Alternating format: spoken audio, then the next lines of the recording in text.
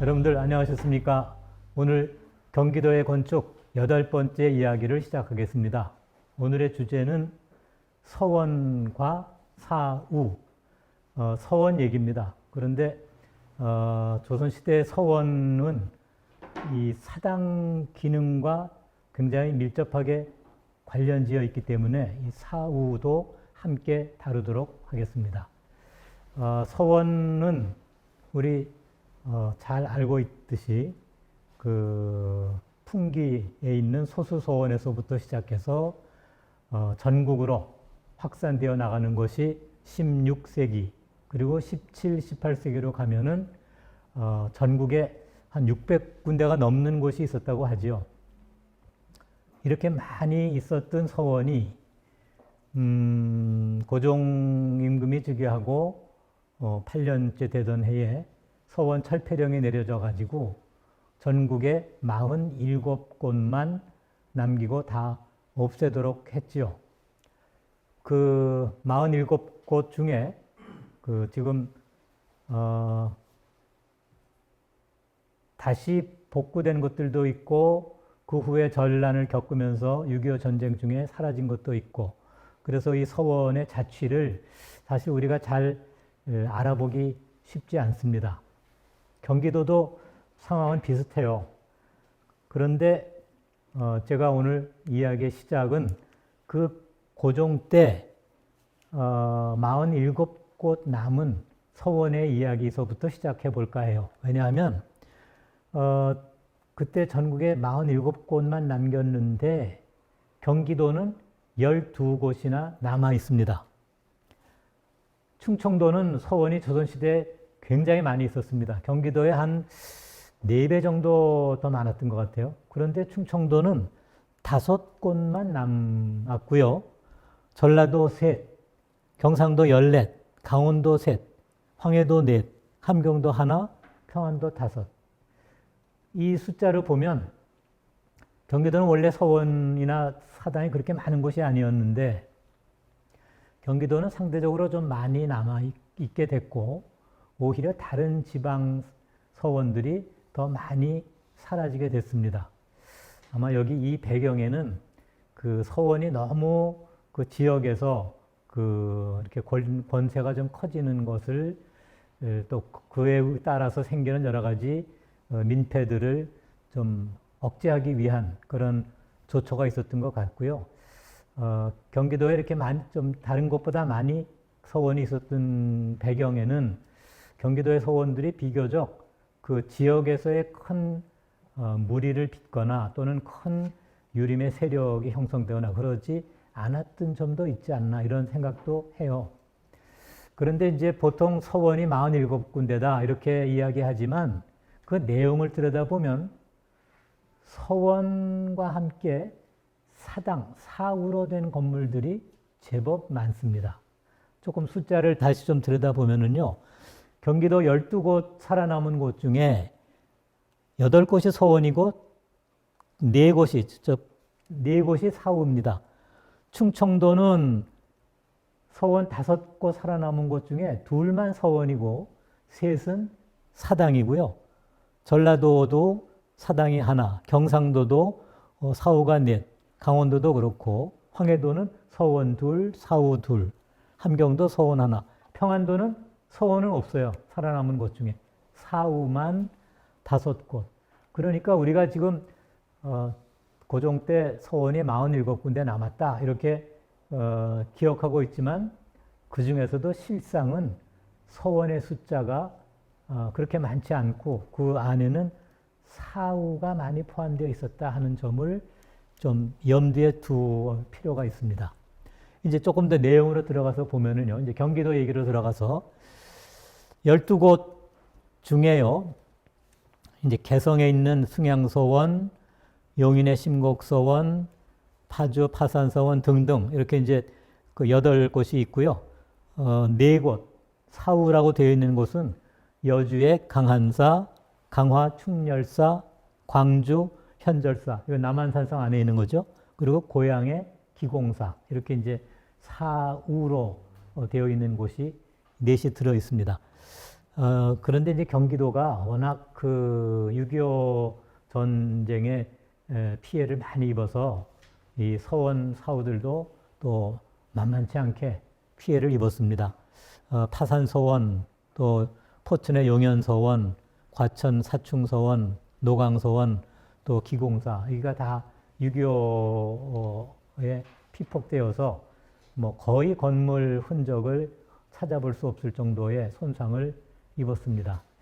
대개 이제 이 서원은 그 고종 철폐령 이후에 이제 고종 10년에 흥선대원군이 물러나고 고종이 친정을 시작하면서 이제 다시 서원을 복구하는 사당을 복설하는 움직임들이 나타나서 이제 그 후에 새롭게 지어진 서원들이 이제 많이 늘어나긴 했지만 그래도 역시 건축적으로 가치가 있는 곳은 이 살아남은 47곳이라고 볼 수 있겠죠. 그런데 오늘 이제 제가 서원 이야기를 하면서 조금 더 초점을 맞추고자 하는 것은 서원이 지어져 있는 장소의 문제입니다. 지난 시간에 향교 이야기 나눌 때에는 대성전 건물의 그 공포, 입공식이라고 하는 것을 향교 대성전이 가지고 있어서 건축적인 아주 그 중요한 요소를 가지고 있다고 말씀드렸잖아요. 서원은 향교 대성전처럼 입공이 잘 발달된 것도 아니고 또 강당 건물이 그렇게 건축의 세부가 그렇게 돋보이거나 그런 부분도 별로 없어요. 그런데 서원의 볼거리, 서원의 핵심은 그 서원이 가지고 있는 장소에 있다고 생각합니다. 향교는 대개 고을 곁에 이렇게 세워가지고 그 조선시대 읍지와 함께 호흡을 하는 건축이었다면은 서원은 그 서원에 모시는 선현과 연관된 장소, 여기가 건축적으로 들여다봐야 할 핵심이라고 볼 수 있습니다. 도산서원 뭐 지금 세계문화유산으로도 되고 우리 서원하면 뭐 빼놓을 수 없는 곳이죠. 퇴계 이황 선생을 모신 곳인데 이 도산서원의 출발은요, 요 앞에 지금 제일 눈앞에 보이는 요 도산서당입니다. 퇴계 선생께서 49살 되셨을 때, 이제 벼슬 생활 그만하겠다 하고 스스로 벼슬을 버리고 고향 예안으로 내려와서, 이제 그 수양을 시작합니다.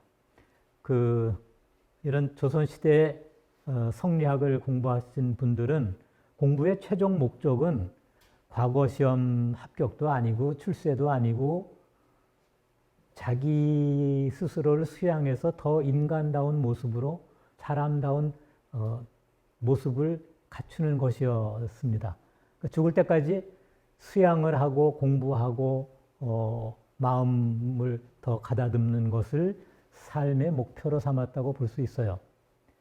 그런데 그 수양을 하는 조건 중에는 뭐 이렇게 막 사람들 많이 오가고 시끄럽고 이런 것보다는 좋은 자연 환경, 산이 잘 갖춰져 있고 물이 잘 흐르고 그런 좋은 자연 환경에서 마음 공부를 해야 수양도 더 진전이 있다 이런 생각을 갖고 있었습니다. 그래서 퇴계 선생님도 이제 고향에 내려와서 어디서 수양을 하면 좋을까 아주 끊임없이 고민을 했어요. 근데 마땅한 곳이 그렇게 없었습니다. 그래서 처음에는 집 근처에 작은 집을 지어서 지내기도 하고 또 거기가 너무 길거리하고 가까워서 좀 시끄러워서 또 다른 곳으로 또 옮기고 네 번째 옮긴 곳은 좀 괜찮았는데 그때부터 제자들이 자꾸 이제 모여오니까 또 공간이 너무 비좁기도 하고 그래서 고심 끝에 한 10년 걸려서 이 도산서원이 있는 요 터를 찾아냈습니다. 그래서 여기다가 요 서당을 지었어요. 그리고 서당 저 건너편에는 농운정서라는 정사를 지어서 학생들이 같이 머물면서 함께 공부할 수 있도록 했습니다. 이제 퇴계 선생님이 여기서 10년, 이제 나이 60 됐을 때 이 집을 짓고 70에 돌아가셨어요. 이제 돌아가시니까 그 제자들이 이제 선생님을 추모하는 서원을 짓는 겁니다. 그럴 때 어디다 짓느냐? 선생님이 그렇게 애써서 찾아낸 자리, 도산서당 바로 이 건물을 그대로 두고 요 뒤로 이제 강당을 짓고 또 퇴계 선생님 위패를 모신 사당을 짓고 그래서 이제 요 뒤로 서원이 들어갑니다.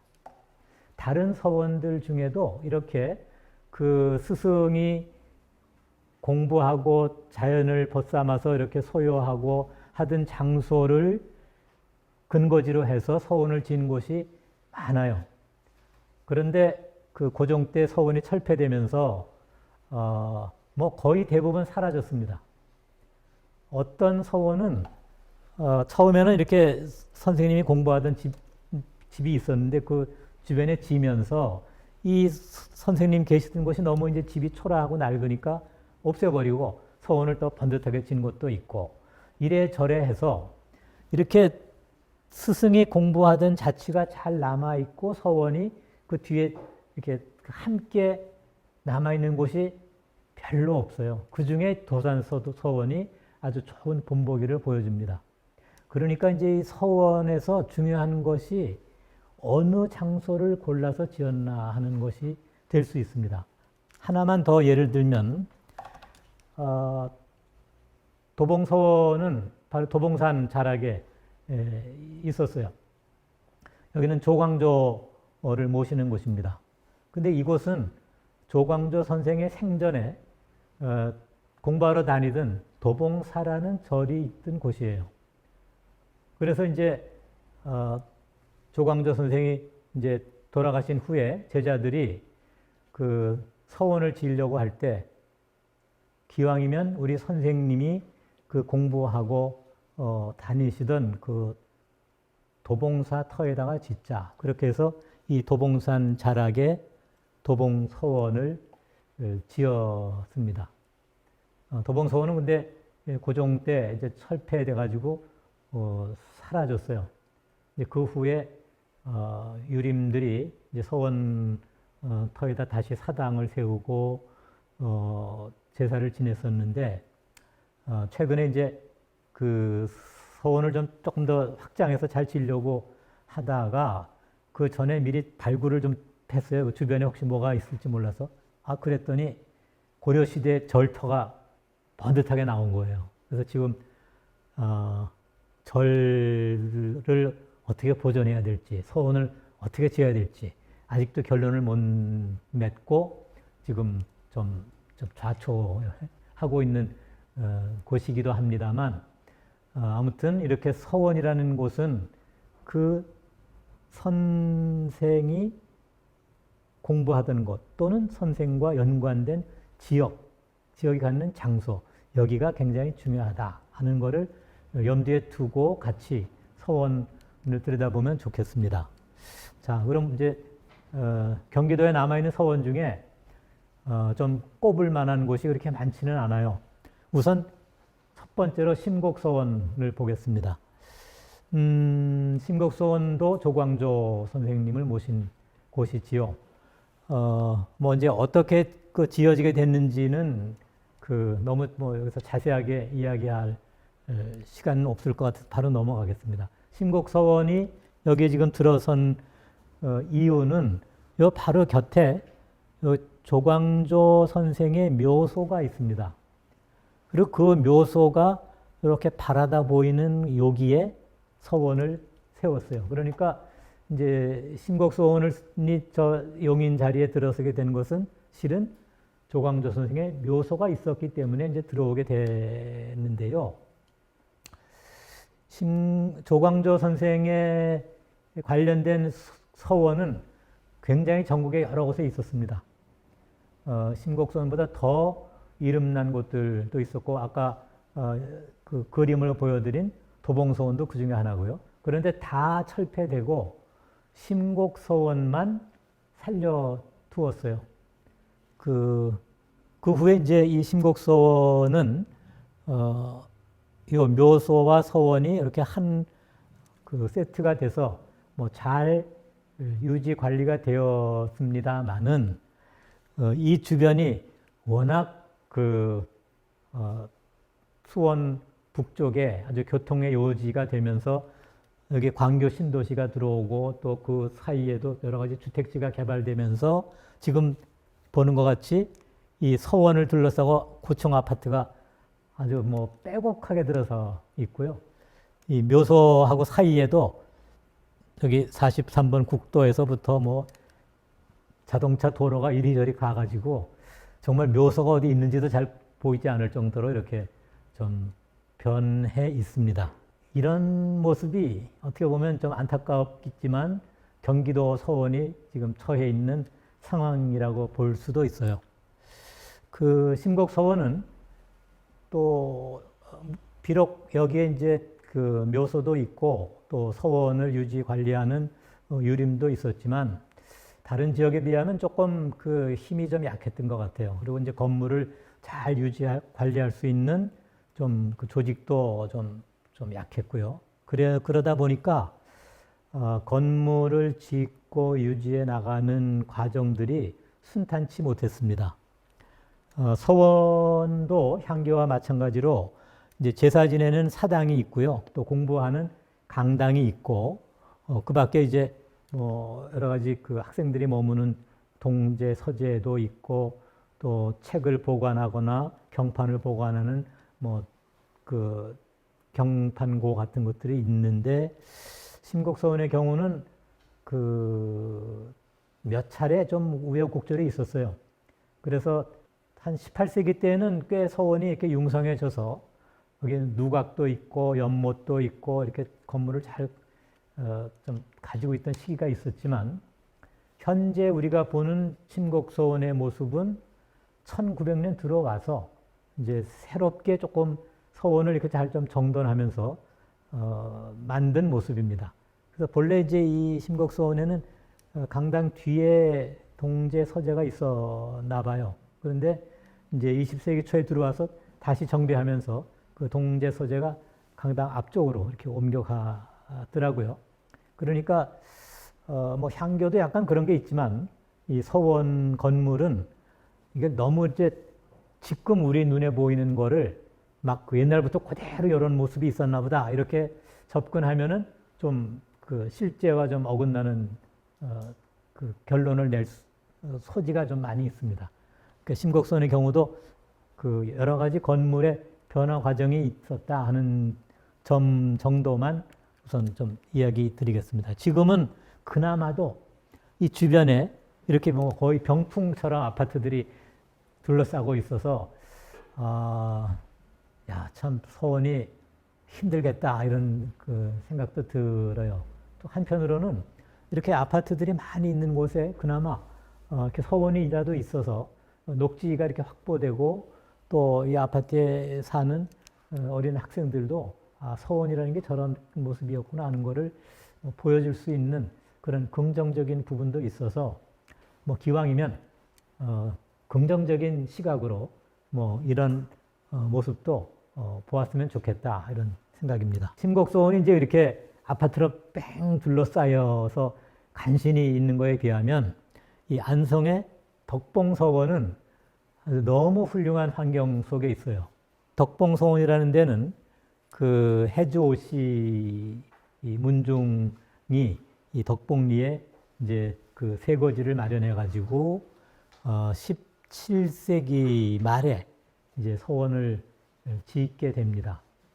그리고 이 그 덕봉 마을에서 아주 뛰어난 학자들이 계속 나와서 그 서원의 명성이 점점 더 커지게 됩니다.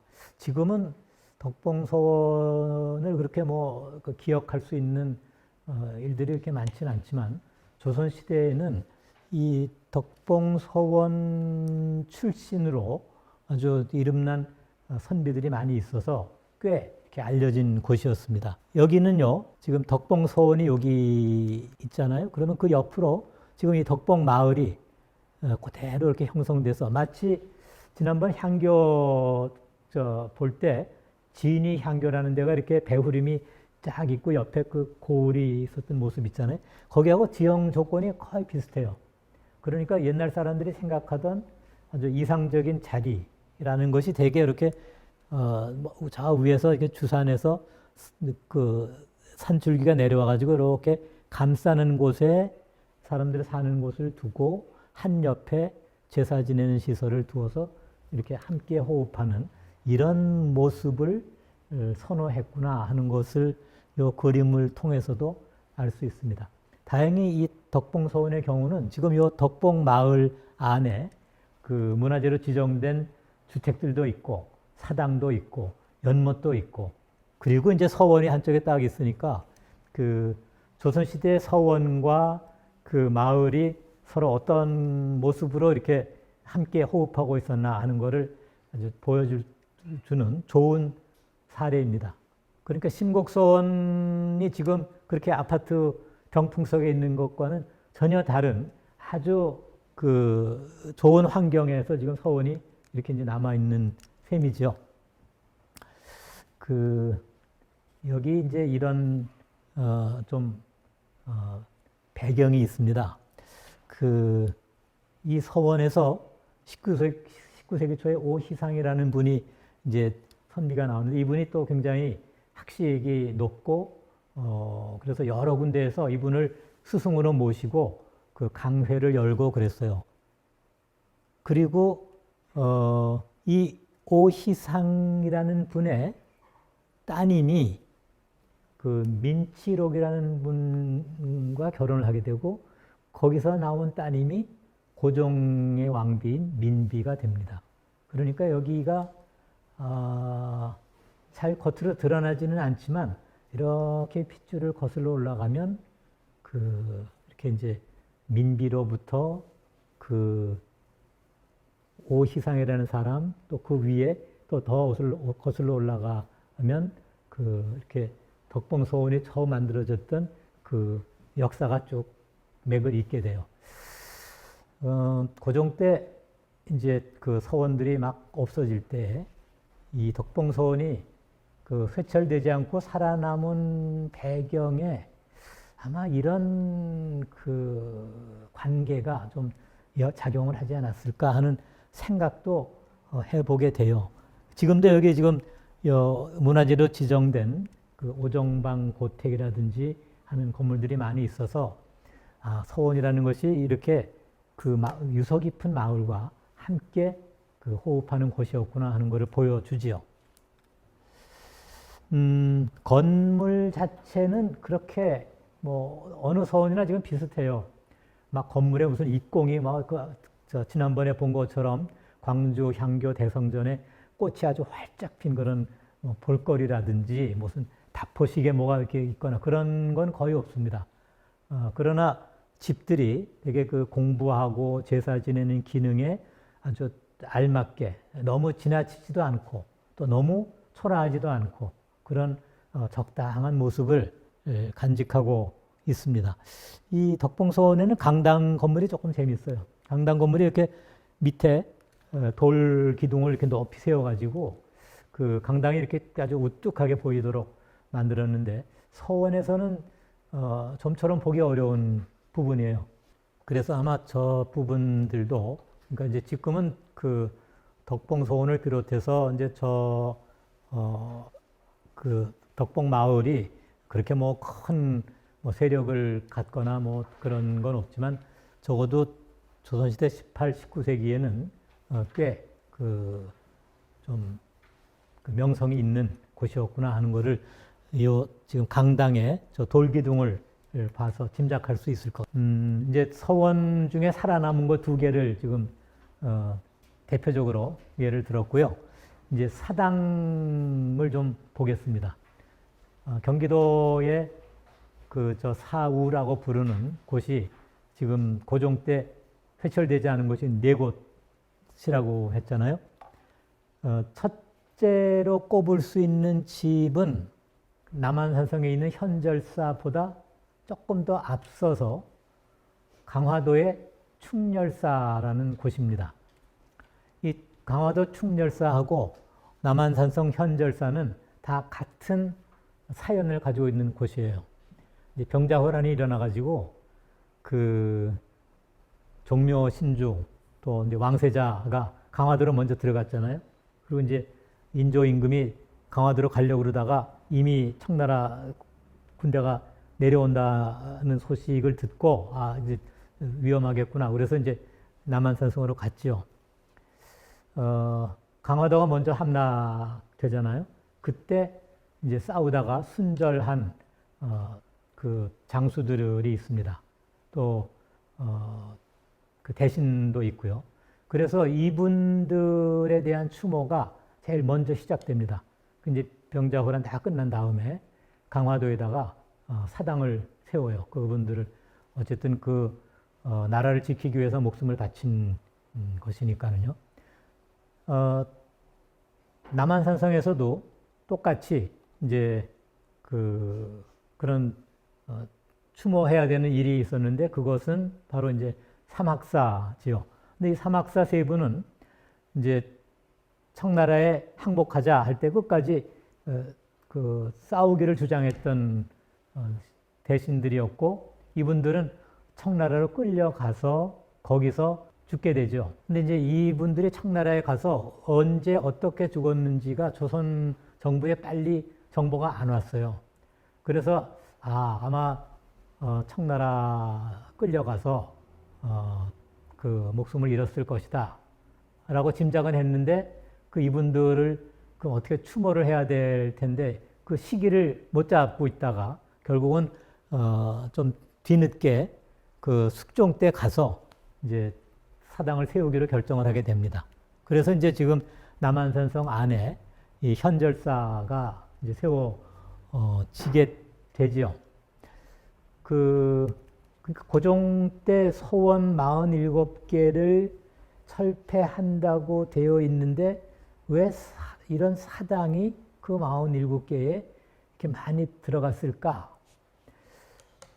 이미 서원이 처음에는 이제 그 공부하는 곳으로 시작을 됐지만 18세기쯤 가면은 이 공부하는 기능보다는 그 선현에 대한 제사 기능이 거의 중심이 되어버려요.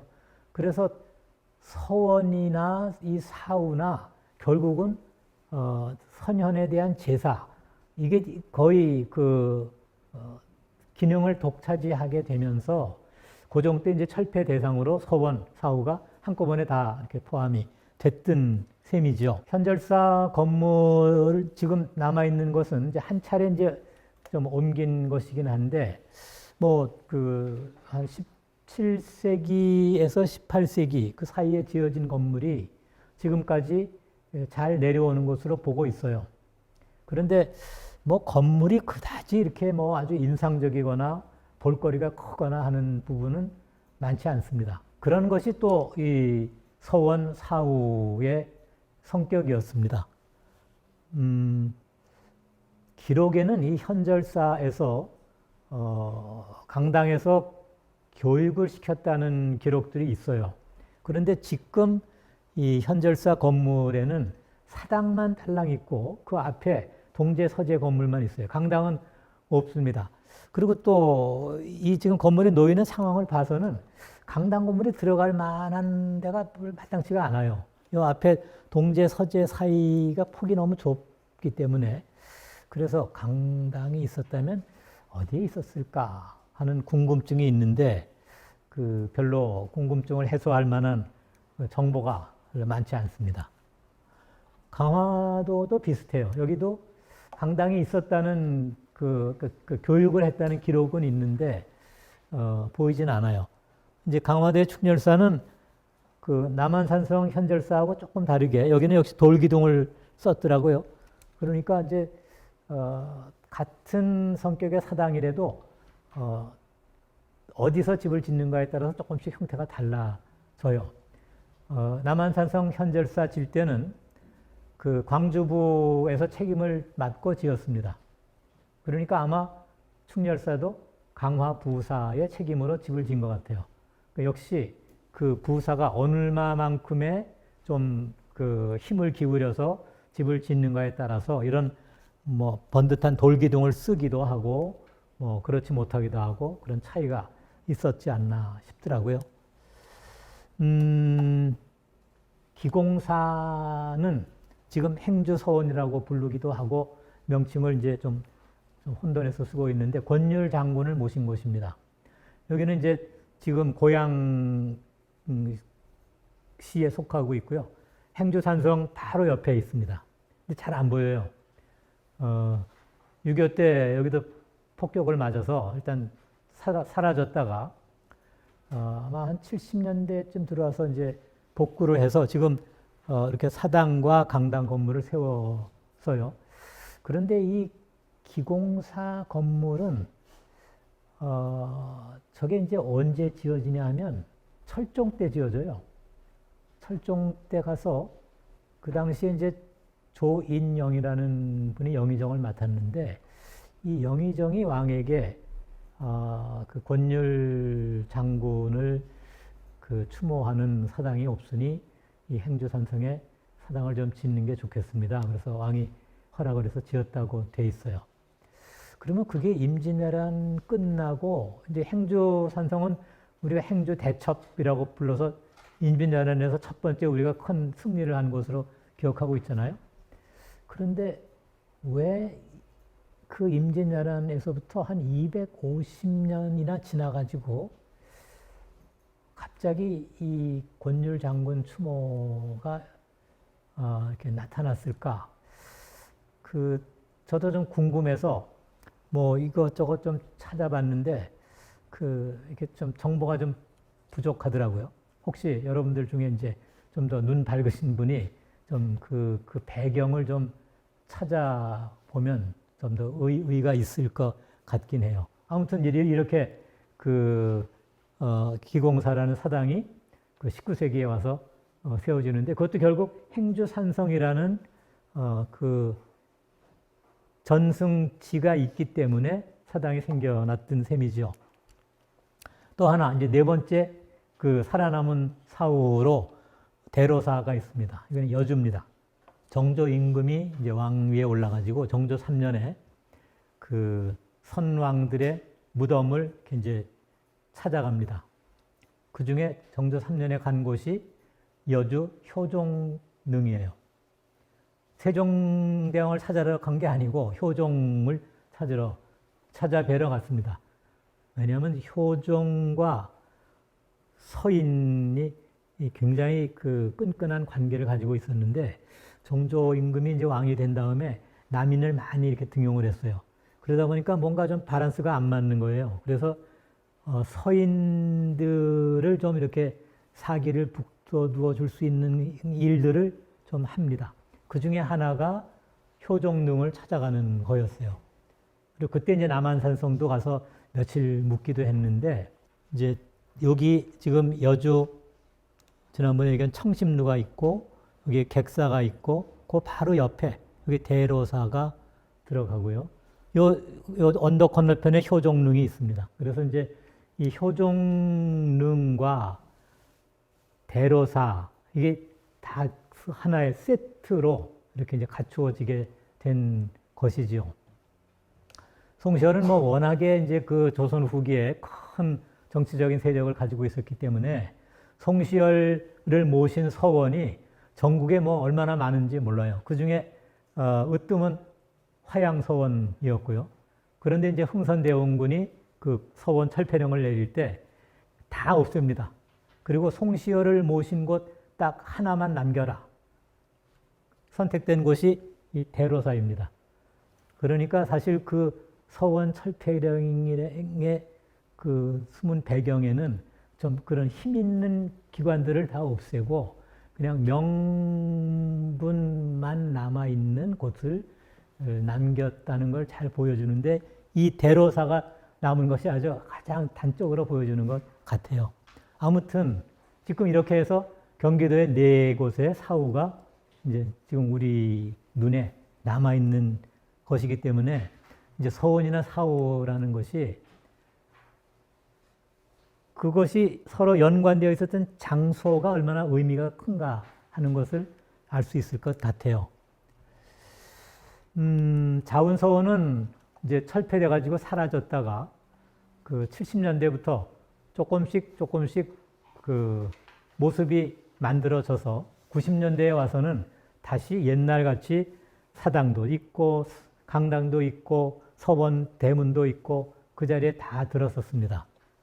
그러니까 그 이 자운서원은 그 비록 고종 때 철폐령에 의해서 사라지긴 했지만 지금은 그 옛날 모습이 그대로 살아있는 뭐 많은 사례 중에 하나인데요.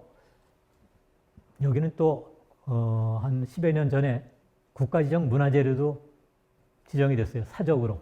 이 철폐된 서원이 이렇게 사적지로 된 경우가 거의 없습니다. 근데 여기가 그렇게 국가지정문화재로 될 수 있었던 배경에는 이 자운서원 옆에 율곡 이 선생의 무덤이 있습니다. 또 그 주변에 이 선생이 어렸을 때 그 자주 찾아갔다는 화석정 정자도 있습니다. 그러니까 무덤도 있고 정자도 있고 서원도 있고 그래서 이거를 하나로 묶어서 이제 지금 그 국가지정 사적지의 명칭은 자운서원이라고 부르지 않고 파주, 율곡, 유적 이렇게 해서 이제 그 중심은 결국은 자운서원이에요. 그래서 이제 이 서원을 기리고 있습니다. 그러니까 이 자운서원의 경우에도 그 묘소라고 하는 그 근거지 그리고 서원 이것이 이제 하나의 그 틀로 작용하고 있는 셈이지요. 사라졌다가 다시 이제 되살아난 서원 중에 잘 알려져 있지는 않지만 아주 제가 좋아하는 곳이 이 옥병서원입니다. 여기는 포천에서 더 위로 올라가요. 그러면 영평이라는 곳이 나오는데요. 조선시대에는 포천하고 영평이 다 독립된 고을이었습니다. 그리고 이 영평에서 아마 오른쪽으로 조금 가면 이동이 나올 거예요. 이동은 그 먹을거리로 아주 유명해서 우리가 잘 알고 있는데 거기 비하면 영평은 좀 존재감이 좀 적지만 조선시대에는 이 영평이 굉장히 아주 산수가 아름답고 그 선비가 좀 이렇게 내려가 지내며 수양할 만한 곳이다 해서 아주 잘 알려진 곳이었습니다. 여기는 이제 임진강 상류 영평천이 흐르는데 그 주변에 영평 팔경이라는 아주 멋진 경관이 남아 있습니다. 이곳에 선조 때 영의정을 지냈던 박순이라는 분이 그 이제 좀 여러 가지 정치적인 알력이 있었어요. 그 율곡 이이를 탄핵하려는 그런 좀 무리들이 이제 막 주장을 할 때 이 박순이 그 이이를 옹호하는 그 주장을 하다 보니까 이제 저쪽에서 이 박순까지 막 탄핵의 대상으로 막 이렇게 시끄럽게 구울었어요. 그래서 이분이 벼슬을 탁 버리고 이제 내려간 곳이 이 영평입니다.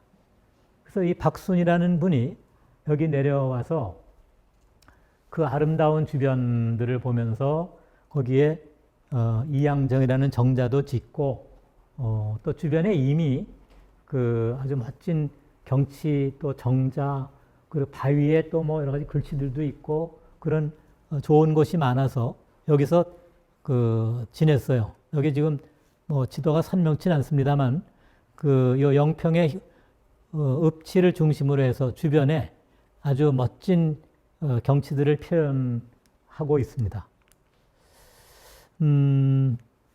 지금도 이 영평에 아주 볼만한 경치들이 많이 있는데요. 여기 지금 화적연, 그래서 이제 그 볕단을 이렇게 쌓아 올린 것 같은 모습의 바위가 이렇게 있고 그 모습을 또 이렇게 화가들이 그림으로 남긴 것들도 있고, 그래서 이 영평이라는 곳이 굉장히 멋진 곳인데 거기가 조금 올라가면 저 군사분계선으로 가기 때문에 아마 좀 교통도 그렇고 사람들에게 덜 알려진 점이 있어요. 이 바위에 한석봉이 쓴 글씨도 남아 있대요. 그리고 이제 백로주라는 그렇게 물가에 아주 좋은 경치가 있습니다. 지금 무슨 백로주 유원지 뭐 이렇게 해가지고 좀 이상하게 되어 있지만 조선 시대에는 아주 손꼽히는 그 경승으로 알려져 있었고 여기에 지금 그 옥병서원이 물론 이제 사라졌다가 최근에 그 후손들에 의해서 다시 서원이 그 모습을 찾았습니다. 사라진 서원 중에 이제 마지막으로 좀 꼽을 만한 곳으로 여주의 기천서원이 있습니다. 여기는 이제 여주에서 그 하류로 조금 가면 이포리가 있어요. 지금 이포대교가 놓여 있는 데인데요. 이포대교가 만들어지기 전까지는 나룻배가 다녔다고 해요. 저는 뭐 나룻배 댕기는 건 못 봤는데 옛날에 이제 한강 상류에서 나무나 뭐 이런 물자를 해가지고 한강 하류로 서울로 이제 이렇게 물자가 내려오면 그 이포나루에서 나룻배가 하루 잤대요. 그러면 그 뱃사람들이 싣고 온 여러 가지 물건 또 뭐 그 돈이 오가고 그러잖아요. 그러니까 그 이포나루 쪽에 아주 그 번화한 그 먹거리 집들이 있어서 아주 뭐 불야성을 이루었다고 해요. 그런데 그 이포나루 조금 안쪽에 이 서원이 있습니다. 왜 여기에 서원이 있냐 하면 이 기천서원에 처음 모신 분이 김안국이라는 조선 중기 선비인데요. 이분의 무덤이 요 바로 기천서원 뒤에 있습니다. 그래서 이제 김안국이 죽은 다음에 그 제자들이 서원을 세웠어요. 그런데 이 기천서원에 그 후에 경기도 그 동쪽에서 좀 활동하던 유명한 사람들을 많이 모셨는데요. 그 중에 이식이라는 분이 있습니다.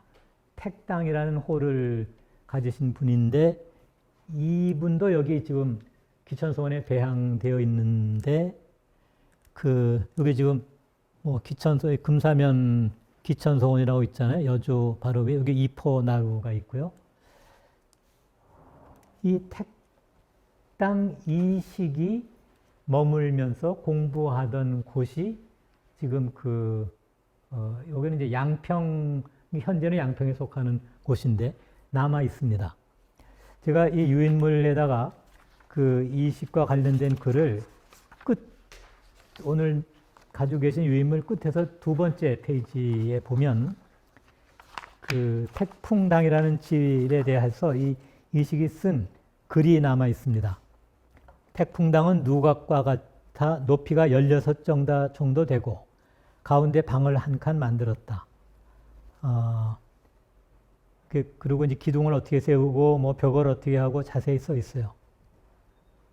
그리고 그 당 안은 꽉 차고 밖은 텅 비어 있으며 못 가운데 나무가 있으니 모두 택과 풍의 모습에 해당한다.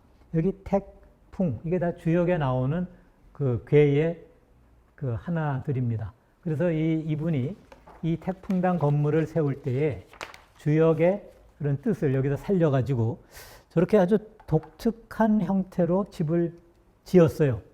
근데 이제 저 택풍당 원래 건물은 사라졌습니다. 그거를 아마 80년대에 한번 복원을 하고 최근에 다시 양평군에서 또 더 좀 다듬었어요. 그런데 이제 이 택풍당이 있는 건물 바로 바라보이는 곳에 그 이식 선생의 아버님과 이식 자신의 묘소가 있습니다. 여기 이제 요 묘소에서 보면 저쪽에 택풍당 건물이 딱 내려다 보여요. 그리고 여기 이제 그 이식 선생의 그 묘비도 남아 있는데 이제 거기에 이제 이런 그 아주 재미나게 생긴 집이 지금 이제 복원되어 있어요. 높이가 16자라고 그랬는데 16자면은 이거보다 조금 더 높아야 되지 않나 싶은데 뭐 어쨌든 이런 정도라도 이 건물이 이렇게 다시 되살아난 것만 해도 뭐 반갑게 생각해야 되겠죠. 그러니까 이 지금 기천서원, 이식, 그리고 태풍당 이런 것들이 다 그 여주 인근의 그런 어떤 장소들과 다 연관되어 있습니다.